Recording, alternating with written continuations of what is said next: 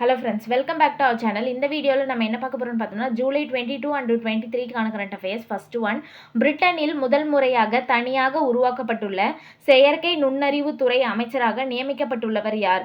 கனிஷ்கா நாராயண் அப்படின்றவர் தான் பிரிட்டனில் ஃபர்ஸ்ட் டைம் தனியாக செயற்கை நுண்ணறிவுக்குன்னு ஒரு அமைச்சரை நியமிச்சிருக்காங்க. அதில் யாரை தேர்வு செஞ்சுருக்காங்க அப்படின்னு பார்த்தோம்னா, கனிஷ்கா நாராயண். இவர் இந்திய வம்சாவளியை சேர்ந்தவர், அதனால் இந்தியாவுக்கு பெருமையை அடைஞ்சிருக்கு. அடுத்து, விம்பிள்டன் டென்னிஸ் ஆடவர் ஒற்றையர் பிரிவில் பட்டம் வென்ற வீரர் ஜானிக் சினர் எந்த நாட்டைச் சேர்ந்தவர்? இத்தாலி நாட்டைச் சேர்ந்தவர். விம்பிள்டன் டென்னிஸ் ஆடவர் ஒற்றையர் பிரிவில் பட்டம் வென்ற வீரர் ஜானிக் சினர் இத்தாலி நாட்டைச் சேர்ந்தவர். தமிழ்நாடு மாசு கட்டுப்பாட்டு வாரியத்தின் புதிய தலைவராக நியமிக்கப்பட்டிருப்பவர் யார்?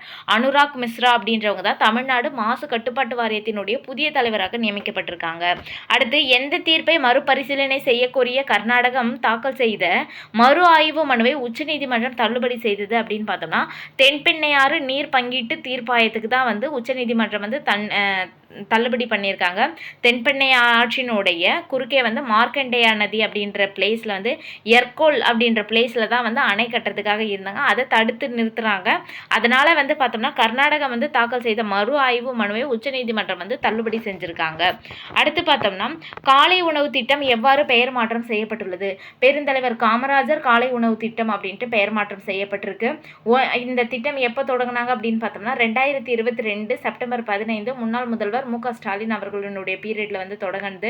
1 முதல் 5 வகுப்பு வரை பயிலும் குழந்தைகளுக்கு காலை சிற்றுண்டி வழங்கும் நோக்கத்தில் தான் இந்த திட்டம் தொடங்கியிருந்தாங்க. தற்போது 6 முதல் 8 வகுப்புகளுக்கு விரிவாக்கம் செய்யப்பட்டிருக்கு.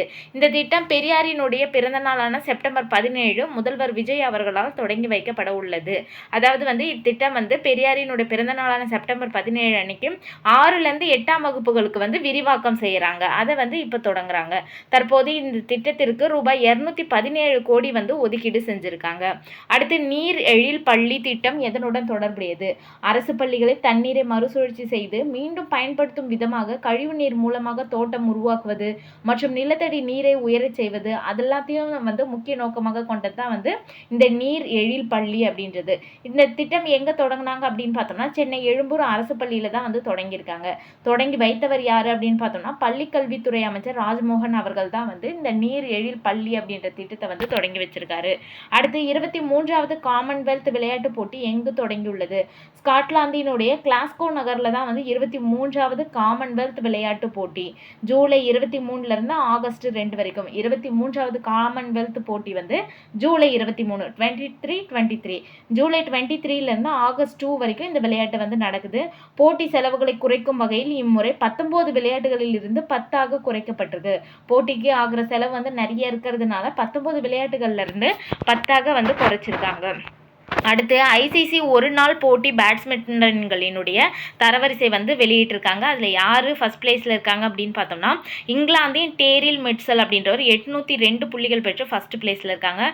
இந்தியாவை சேர்ந்த ஷூப்மன் கில் அப்படின்றவர் 801 புள்ளி பெற்று 2வது இடத்துல இருக்காங்க. இவர் தான் இந்திய அணியினுடைய கேப்டன். தேர்ட் பிளேஸில் பார்த்தோம்னா, விராட் கோலி அவர்கள் 767 புள்ளிகள் பெற்று 3வது இடம். ரோஹித் சர்மா அவர்கள் 758 புள்ளிகள் பெற்று 4வது இடத்துல இருக்காங்க.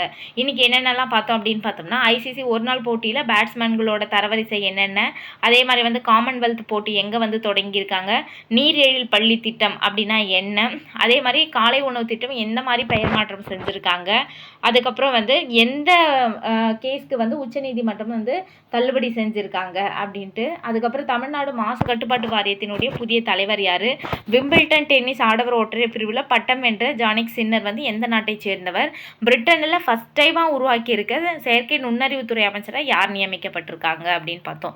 ஓகே ஃப்ரெண்ட்ஸ், இந்த வீடியோ உங்களுக்கு பிடிச்சிருந்தா லைக் பண்ணுங்கள், உங்கள் ஃப்ரெண்ட்ஸ்க்கும் ஷேர் பண்ணுங்கள், மறக்காமல் சப்ஸ்கிரைப் பண்ணுங்கள். தேங்க்ஸ் ஃபார் வாட்சிங்.